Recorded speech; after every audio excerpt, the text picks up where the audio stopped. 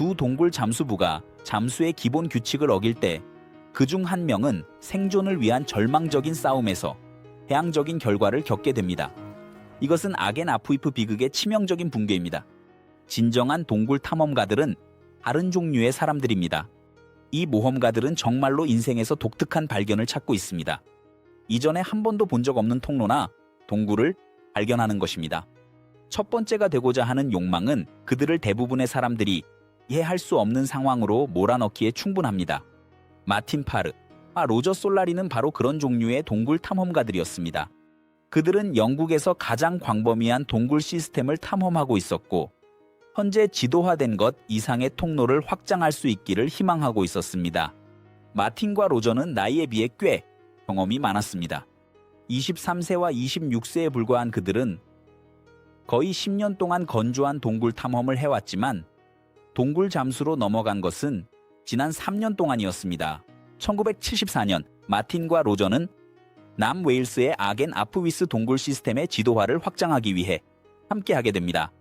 최근에 잘 알려진 대탐험가인 존 파커가 그의 가장 긴 통로 중 하나에서 세 번째 우물의 존재를 발견한 후 탐험을 중단했습니다. 우물은 물로 가득 찬 경사진 동굴의 터널입니다. 우물이 너무 짧으면 동굴 탐험가들은 그냥 숨을 참았다가 수영해서 통과할 수 있습니다. 가장 긴 우물은 통과하기 위해 완전한 자율 잠수 장비가 필요합니다. 건조한 동굴 탐험의 복잡성과 위험은 동굴 잠수가 추가되면 심각하게 확대됩니다. 마틴과 로저는 이전에 발견된 두 개의 우물을 넘어 새로운 세 번째 우물을 확인할 계획을 세우고 있었습니다. 5월에 계획된 여행에서 마틴은 로저가 무릎을 다쳐 혼자 가야 했습니다. 혼자 하는 여행은 항상 더 많은 위험을 동반해요. 문제가 생기면 도와줄 사람도 없고 도움을 요청할 사람도 없으니까요. 마틴은 두 가지 위험을 알고 있었지만 저편에 무엇이 있는지 보기 위해 세 번째 우물을 통과하기로 결심했습니다. 세 번째 우물에 도착하는 것만으로도 그 자체로 엄청난 성과였습니다. 동굴 안에서 터널의 미로, 돌로 막힌 곳, 좁은 공간을 지나 걷는 것은 몇 시간이 걸립니다. 동굴 안에서 3개의 샘프에 도달하려면 거의 마일을 가야 해요. 동굴 탐험가는 각자 공기 탱크를 포함한 잠수 장비를 챙겨야 해요. 각 탱크는 주요 통로의 좁은 통로, 돌로 막힌 곳을 통과해야 해요. 자갈의 좁은 통로는 바위가 떨어져 나와 큰 돌들로 터널을 막고 있는 구역입니다. 작은 조각들이 멀리 치워져서 길이 크게 막혀 있었어요. 동굴 탐험가들은 장비를 밀어야 했어요. 구멍을 통해서. 그러고 나서 몸을 쪼그리고 틀어야 해. 이 힘든 걷기는 대부분의 사람들을 지치게 만들겠지만 마틴 파르는 그렇지 않았어. 그는 썸프 사람 너머에 무엇이 있을지에 대한 흥분으로 권유를 느끼고 있었어. 그가 첫 번째 썸피에 도착했을 때는 이미 힘든 경사를 넘어 4,000피트 이상을 여행한 상태였고 남쪽 가을의 좁은 통로를 기어갔어. 마틴에게 첫 2개의 썸피를 통과하는 것은 꽤 쉬울 거야. 왜냐하면 각각의 길이가 약 250피트와 85피트니까. 하지만 길이에 상관없이 좁은 수중 터널을 수영해서 작은 열린 풀장으로 나오는 것은 여전히 큰 도전이야. 그곳은 더 미지의 길로 이어지니까. 세 번째 우물은 훨씬 더 길었고 아직 아무도 완전히 통과한 적이 없어. 길이에 관계없이 빡빡한 수중 터널을 헤엄쳐서 훨씬 더 알려지지 않은 길로 이어지는 작고 개방된 웅덩이로 나오는 것은 여전히 꽤 어려운 일입니다. 세 번째 우물은 훨씬 더 길었고 아직 아무도 완전히 통과한 적이 없어. 마틴은 끝까지 도달할 만큼의 공기가 충분할 거라고 기대했지만 그 너머에 무엇이 있을지 전혀 알지 못했어. 그는 썸프의 전체 길이를 수영했어. 50피트 길이의 세계를 지나서 다음 공기방에 도착했지. 그것은 첫 번째 썸프의 길이보다 3배 이상 길었어.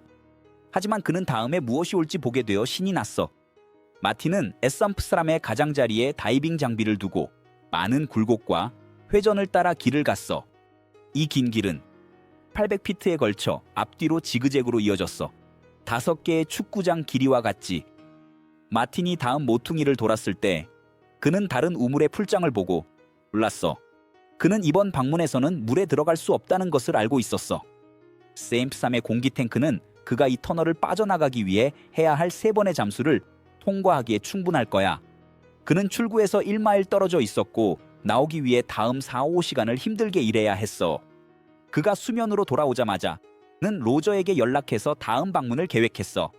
그들은 이 동굴 시스템의 네 번째 저수지를 탐험하기 위해 각각 추가 공기 탱크를 가져와야 했어.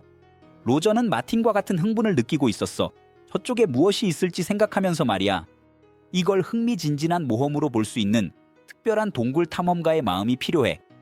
솔직히 말해서 대부분의 사람들은 좁은 통로를 수십 번 밀치고 긴 잠수를 한 후에 그를 감싸게 될 갇힘의 감각을 상상하는 것만으로도 무서울 거야. 1974년 6월 15일 로저와 마틴은 몇 주 전에만 방문했던 길을 따라갔어. 쌈프 3에 들어가기 전에 그들 각자는 새로운 공기 실린더 세트를 교체했어. 돌아오는 길을 위해 부분적으로 사용된 탱크는 가장자리에 두었지. 그들은 각각 3개의 탱크를 어두운 동굴로 가져갔고 2개의 가득 찬 탱크로 샘프 사름에서 잠수를 시작할 거야. 둘 다 나가면서 흥분을 느끼고 있었어. 새로운 경로는 로저에게 신선한 경험이었고 남자들은 800피트에 걷는 동안 탐험의 에너지를 느꼈습니다. 그들은 필수 다이빙 장비를 손상시키지 않기 위해 천천히 그리고 체계적으로 움직였습니다. S&P 풀에 가까워지면서 장비를 바닥에 놓자 갑자기 두 사람에게 우울하고 두려운 기분이 밀려왔습니다. 몇 분 전에 전율이 사라지고 음산한 침묵만 남았습니다. 두 사람은 여전히 다이빙을 계속하고 싶어 했습니다. 자유와는 너무 멀리 떨어져 있어서 벽이 좁아지는 것 같았습니다. 공기가 두껍고 숨이 막히는 느낌이었습니다. 각자는 샘피4에서 다이빙을 위해 가득 찬 탱크를 가지고 있었고 샘피3에서 사용한 나머지 탱크도 있었습니다. 하지만 어쩐지 이건 편안하지 않았습니다. 부서진 밸브나 손상된 튜브가 그들을 같은 방에 갇히게 할 수 있었습니다. 이 음산한 기다림에도 불구하고 남자들은 장비를 모아 물속으로 미끄러져 들어갔습니다. 로저는 400피트의 줄이 있는 릴을 가지고 있었습니다. 마틴은 추가로 1000피트의 줄이 있는 또 다른 릴을 가져왔습니다.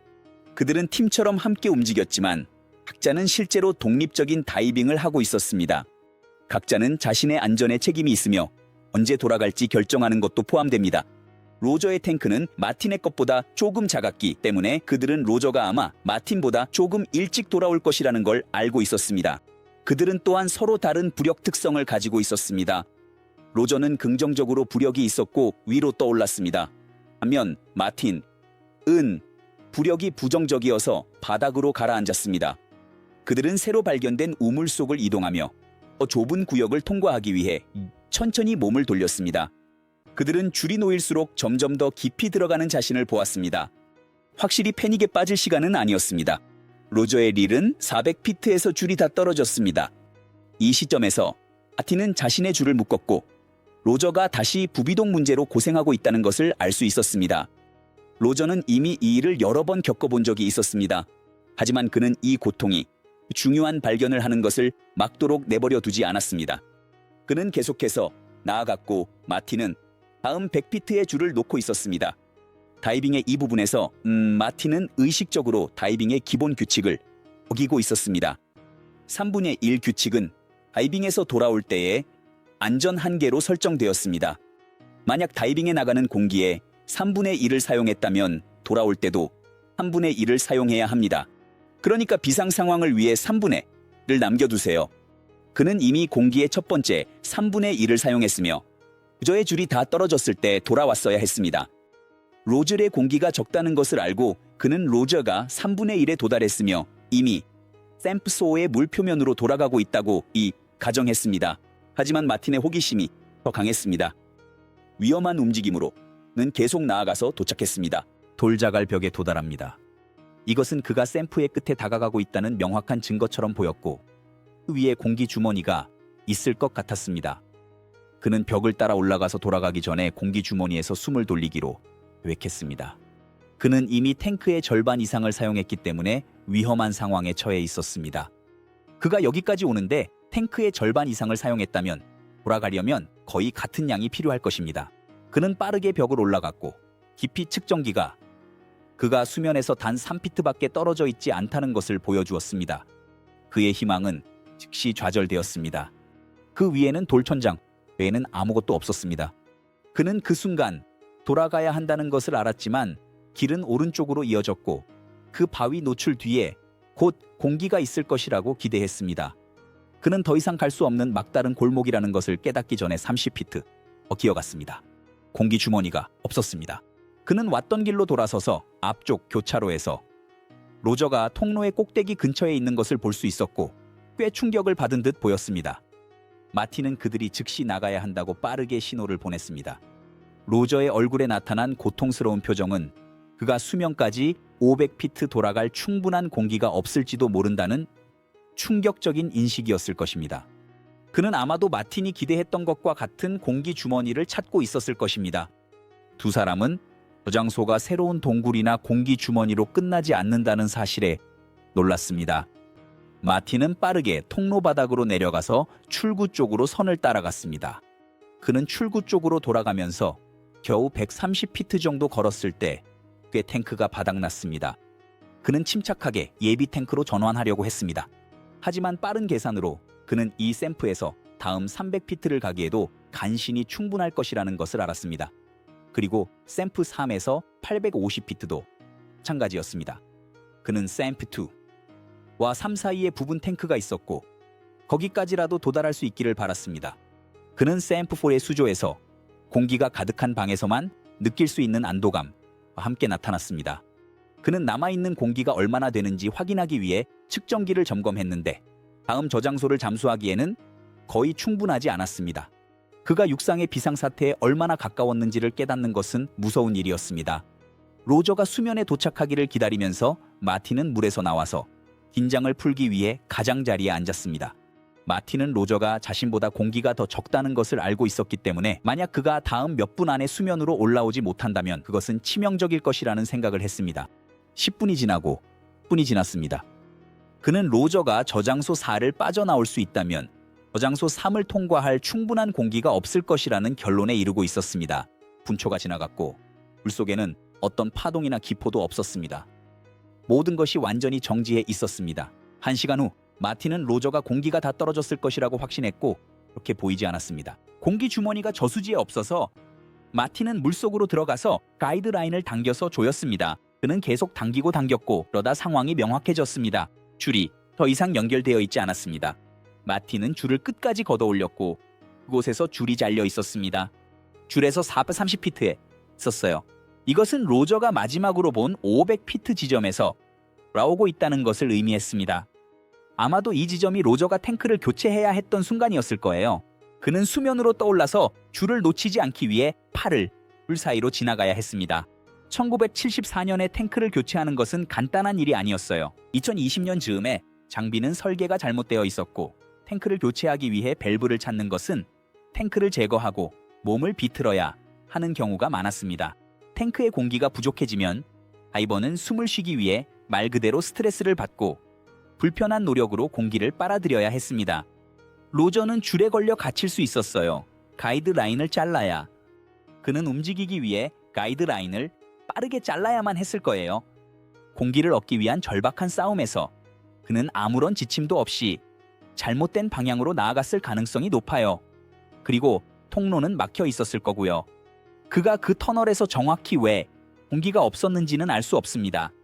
그가 숨 쉴 수 있는 공기 주머니를 찾으려고 애쓰며 스트레스를 받았을 것은 분명합니다. 그가 찾지 못했다는 담담한 현실이었습니다. 마틴은 다시 마음을 가다듬고 앞에 있는 3번의 다이빙과 긴 산행을 안전하게 마치기 위해 침착함을 유지해야 했습니다. 로저의 운명에 대해 누군가에게 경고하고 그의 시신을 찾기 위해 수색팀을 모으는 데는 몇 시간이 걸릴 것입니다. 참담한 현실은 만약 그들이 3분의 1 규칙을 따랐다면 오전은 아직 살아있었을 거라는 것입니다. 로저가 엉키거나 남은 공기가 반통밖에 없는 상태에서 잘못된 방향으로 갔다면 그는 방향을 재조정하고 안전하게 나올 기회를 가졌을지도 모릅니다. 만약 마틴이 예비 공기를 유지했더라면 그는 로저를 찾기 위해 통로에서 그를 보지 못했을 때 충분한 공기를 가지고 있었을 거예요. 그 다이빙 이후 마틴 파르는 더 이상 3분의 1 규칙을 어기지 않겠다고 선언했습니다. 그는 이후 몇 년 동안 주목할 만한 다이빙 경력을 쌓았습니다. 사고 이후 몇 주와 몇 년 동안 로저를 찾으려는 모든 시도가 실패했습니다.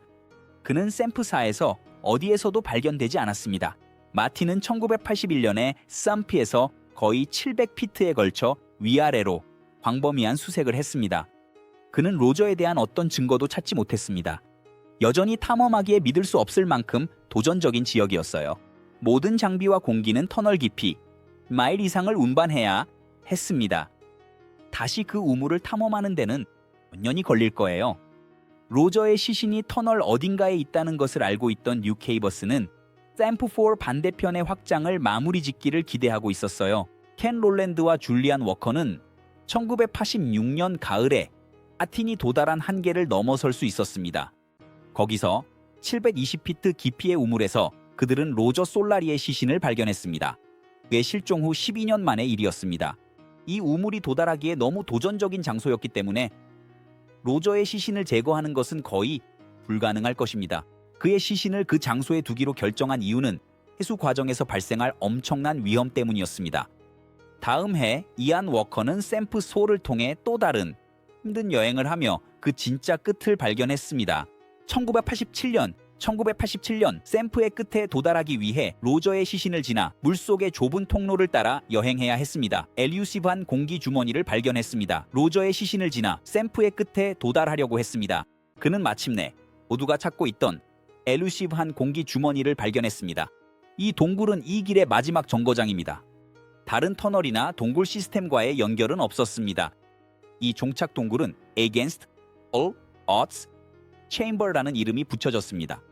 이 동굴 시스템의 입구는 이제 잠겨 있으며 열쇠는 승인된 허가를 받은 경험이 풍부한 동굴 탐험객에만 제공됩니다. 샘프 I 입구 근처에 로저 솔라리의 삶을 기리기 위한 기념판이 설치되었습니다.